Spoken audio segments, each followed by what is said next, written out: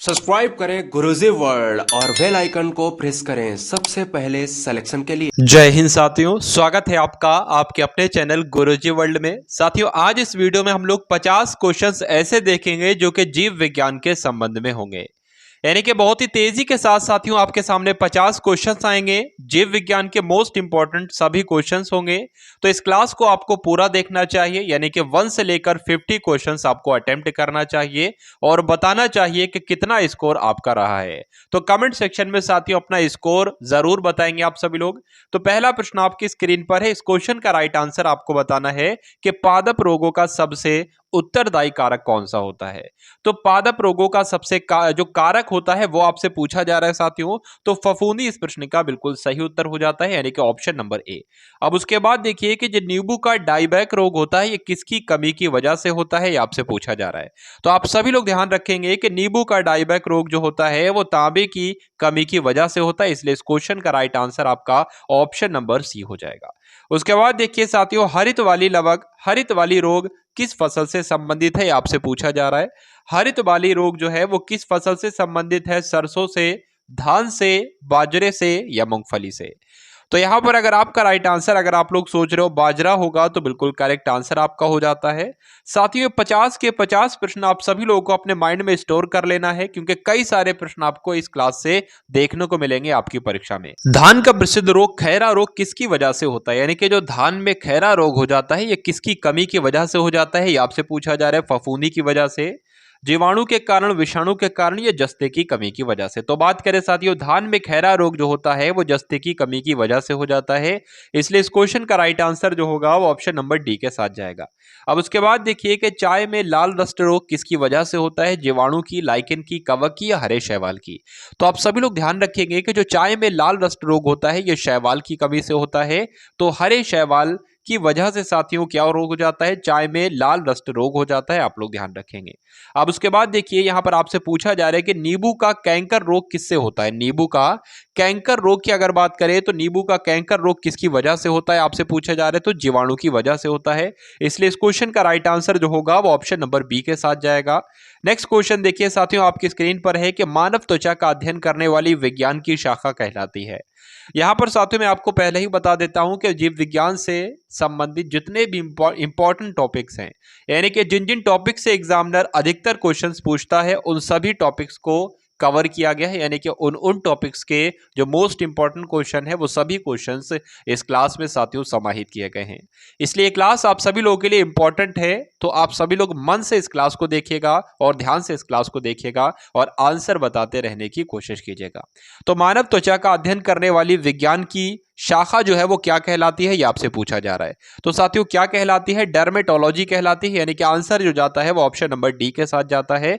और जो लोग भी ऑप्शन नंबर डी के साथ हैं बिल्कुल करेक्ट आपका आंसर है।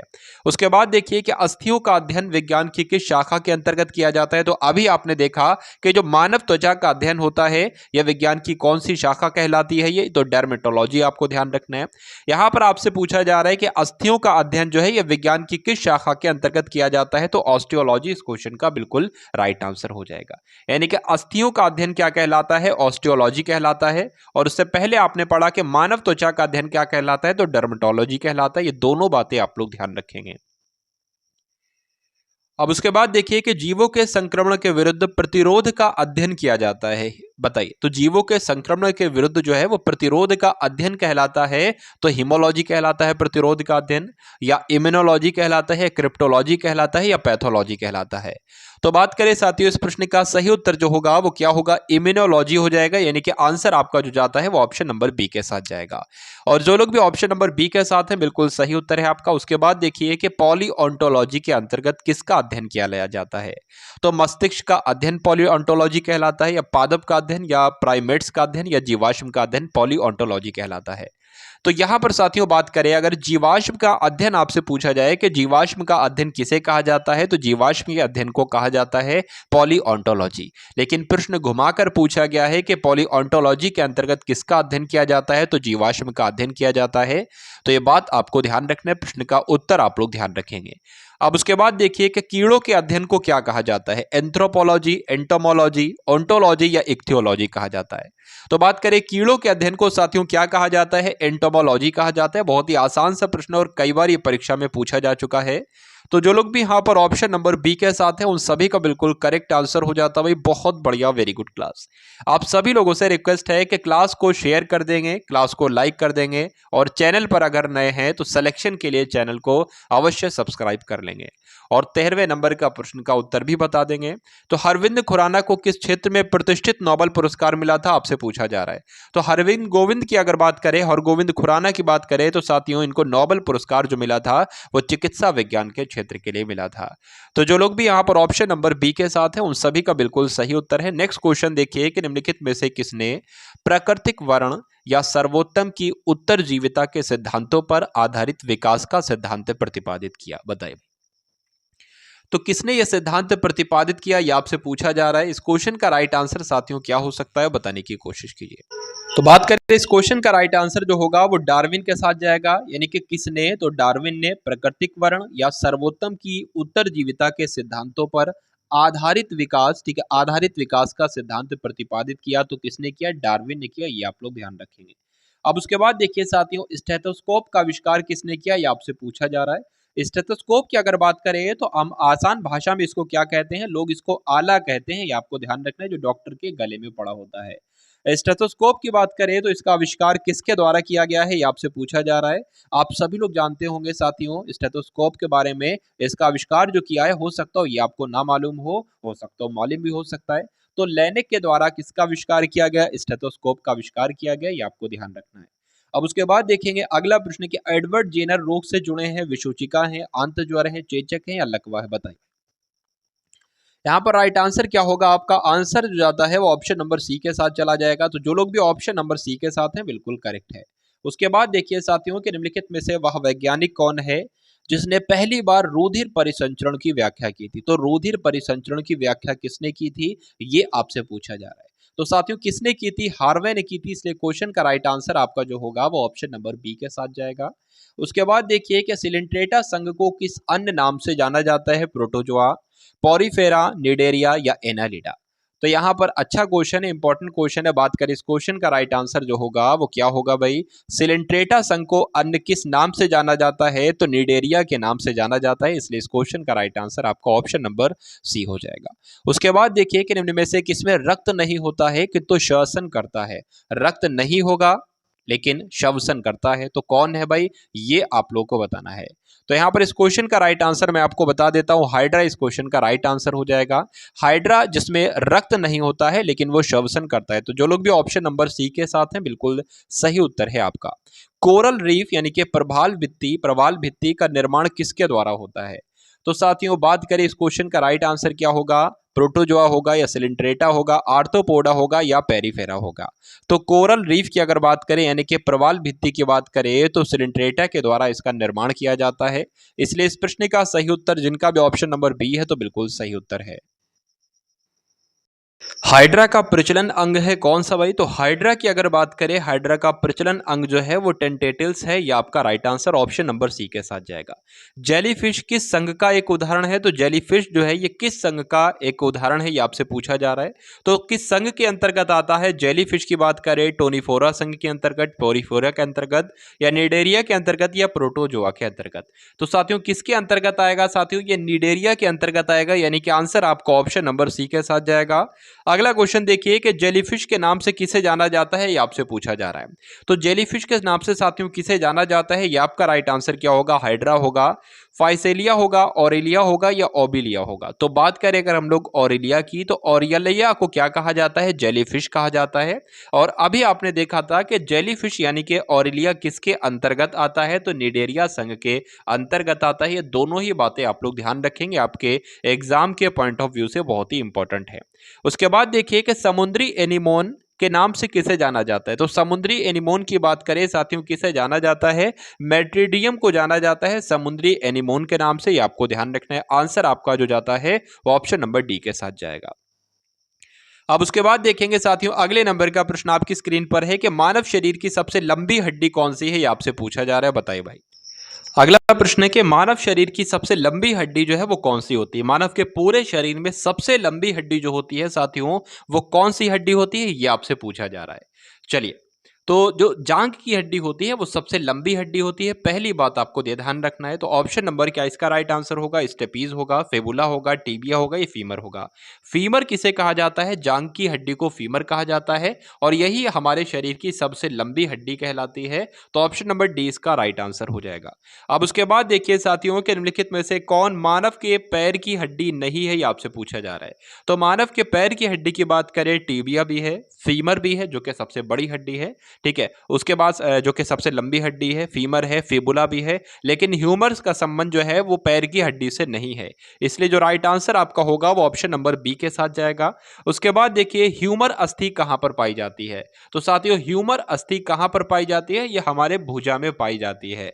कौन सी भुजा में? ऊपरी भुजा में पाई जाती है, ये आपको ध्यान रखना है। अभी यहां पर आपके सामने एक प्रश्न आया था, आप लोग इससे ऊपर देखिए कि कौन मानव के पैर की हड्डी नहीं है। तो ये जो ह्यूमरस है, ये कहाँ की हड्डी है साथियों? ये आपके ऊपरी भुजा की हड्डी है, ये आपको ध्यान रखना है। अब उसके बाद देखिए अगला प्रश्न कि मानव के शरीर में सबसे बड़ी हड्डी कौन सी है। तो ये तो साथियों अभी हमने पढ़ा था। अभी मैंने आपको बताया था कि जो फीमर हड्डी होती है ये जांघ की हड्डी होती है, ये हमारे शरीर की सबसे बड़ी हड्डी होती है। तो राइट आंसर आपका ऑप्शन नंबर डी है।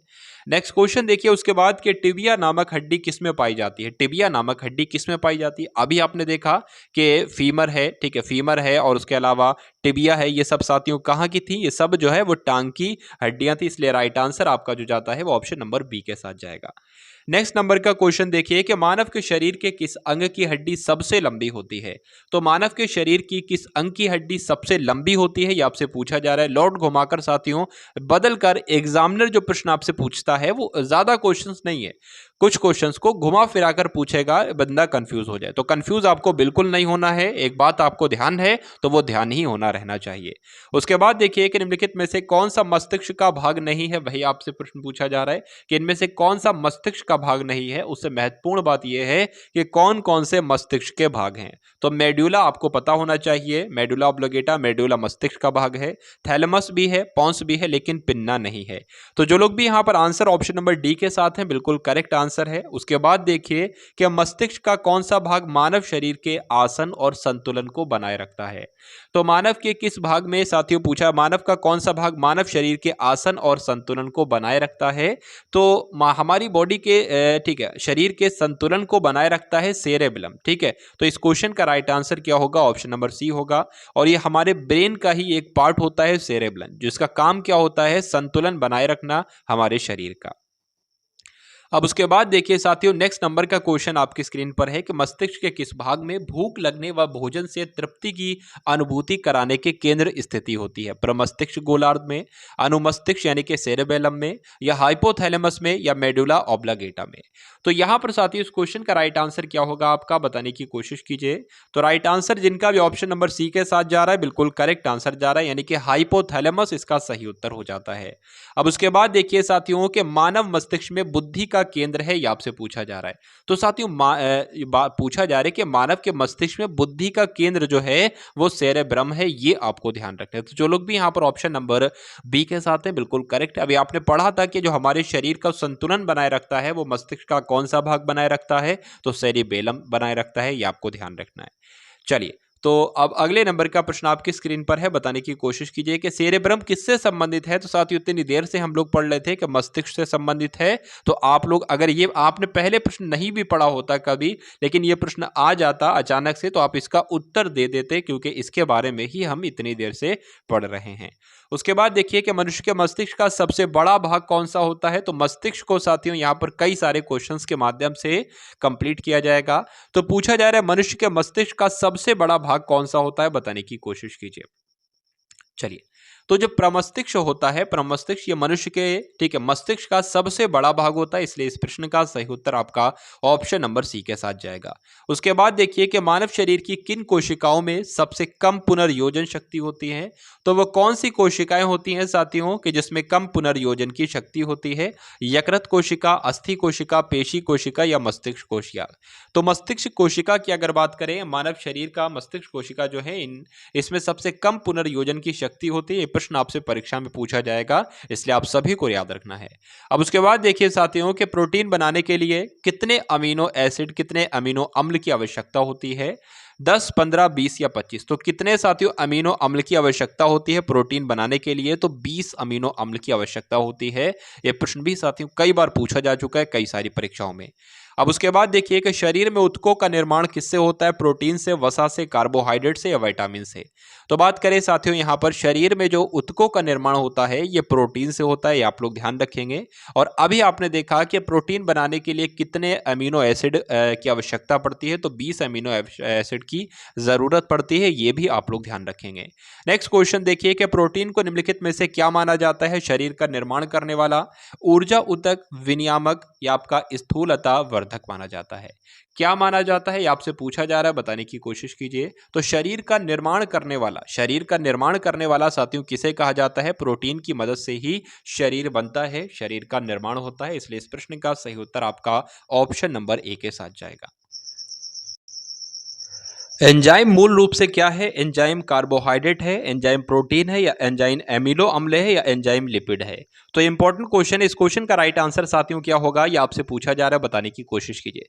तो एंजाइम की बात करें ये भी एक तरीके का प्रोटीन है, इसलिए आपका सही उत्तर ऑप्शन नंबर बी के साथ जाएगा। उसके बाद देखिए सोयाबीन में प्रोटीन का प्रतिशत क्या होता है ये आपसे पूछा जा रहा है। देखिए सबसे ज्यादा अगर बात करें तो प्रोटीन किस में होता है? सोयाबीन में होता है। कितना होता है? तो साथियों 42% प्रोटीन होता है, इसलिए इसका राइट आंसर आपका ऑप्शन नंबर ए के साथ जाएगा। तो जो लोग भी यहां पर ऑप्शन नंबर ए के साथ हैं बिल्कुल करेक्ट आंसर है आप सभी लोगों का। उसके बाद देखिए कि यहां पर आपसे पूछा जा रहा है कि किसमें प्रोटीन नहीं पाया जाता है? तो मांस में तो प्रोटीन पाया जाता है, दूध में भी प्रोटीन पाया जाता है और दालों में भी अच्छा प्रोटीन होता है। लेकिन चावल की बात करें, चावल में साथियों प्रोटीन नहीं होगा, तो इसलिए इसका जो सबसे उपयुक्त उत्तर होगा वो ऑप्शन नंबर सी के साथ जाएगा, चावल के साथ। नेक्स्ट क्वेश्चन देखिए, उसके बाद बताइए इसका राइट आंसर क्या होगा कि निम्नलिखित में से किसमें प्रति ग्राम अधिकतम प्रोटीन मात्रा पाई जाती है? सेब में, सोयाबीन में, गेहूं में या मूंगफली में? तो यहां पर साथियों बात करें, आप सभी लोग जानते होंगे कि गेहूं में भी प्रोटीन होता है, मूंगफली में भी प्रोटीन होता है, सोयाबीन में भी प्रोटीन होता है, लेकिन यहां पर यह पूछा जा रहा है कि सबसे ज्यादा प्रोटीन किसमें होता है? तो अभी साथियों मैंने आपको बताया था कि सबसे ज्यादा प्रोटीन जो होता है वो सोयाबीन में होता है। और यह भी मैंने आपको बताया था कि कितना प्रतिशत प्रोटीन होता है, तो 42% प्रोटीन होता है सोयाबीन में, ये आप लोग ध्यान रखेंगे। तो जो लोग भी यहां पर ऑप्शन नंबर बी के साथ हैं बिल्कुल करेक्ट आंसर है आपका। चलिए उसके बाद देखिए कि शाकाहारी अधिकतम प्रोटीन पाते हैं, यानी कि शाकाहारी लोग होते हैं वो ज्यादातर प्रोटीन किससे पाते हैं? अनाजों से, दालों से, सब्जियों से या दूध से? चलिए जो बात करें साथियों, जो शाकाहारी लोग होते हैं वो सबसे ज्यादा जो प्रोटीन पाते हैं वो किससे पाते हैं? दालों से पाते हैं, ये आपको ध्यान रखना है, इसलिए इस प्रश्न का सही उत्तर आपका ऑप्शन नंबर बी के साथ जाएगा। नेक्स्ट क्वेश्चन देखिए कि सबसे अधिक प्रोटीन किसमें पाई जाती है? उड़द में, अरहर में, मटर में या सोयाबीन में? तो अभी साथियों बताया था कि 42% प्रोटीन किसमें पाया जाता है? सोयाबीन में पाया जाता है।